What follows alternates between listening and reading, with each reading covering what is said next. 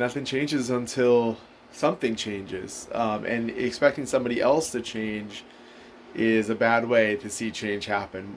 The only thing that you can control is yourself and what you do and how you're going to change circumstances. So I'm really upset about what's going on up at UConn, and I think that people should be really upset that they're going to force your kids to be coerced into another jab to go to school. I think that's completely insane. But the only way that's ever going to change, or you're going to actually change anyone's mind as far as an administration or a bureaucracy or government, is if people stop complying and start hitting them where it hurts, which is in the pocketbooks.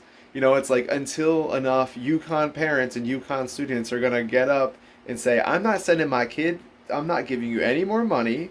I'm withdrawing my kid. My child is going to take a gap semester until UConn gets real about its protocols and requirements and mandates, until dozens and dozens and turns into hundreds of students all rise up and say, hell no. Whether you're going to go and protest and you're going to go demand the administration changes its mind and you're going to threaten to boycott the school and stop giving them your money next semester until they change their policies and enough students actually do stuff like that, you're not going to see any change. You're not going to see change. You're not going to, if you're a teacher and you're testing your way out of, a vaccine mandate, that's only going to last so long, right? It's only going to last long enough for your replacement to get trained and for them to say next semester, we don't need you anymore. And that point, that 1% of teachers that didn't comply or whatever it is, we don't need you anymore. We can't, it's a risk to public safety for you to work here anymore with your religious beliefs. So, that your resistance, or actually it's more like your compliance with, their little trail through you not doing it for now. That is compliance, and you're complying with these mandates, even if it's through religious exemption, and even if it's this testing mechanism. It's not gonna last forever.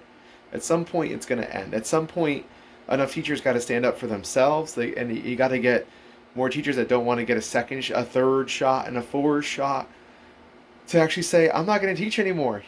For parents to actually say, I'm going to withdraw my kids from school. I'm going to homeschool them. I'm not going to send them in a mask. I'm going to have a walkout, a protest.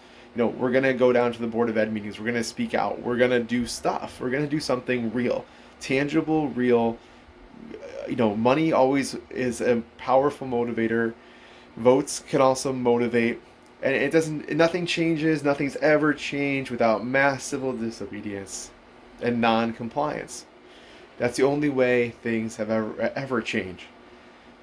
So, please be bold, and please think of ways that you could organize around your issue and in your communities. If you're a teacher, if you're a student, if you're a college student, if you have kids being masked, if you're being coerced at work with a vaccine mandate, keep fighting, Connecticut.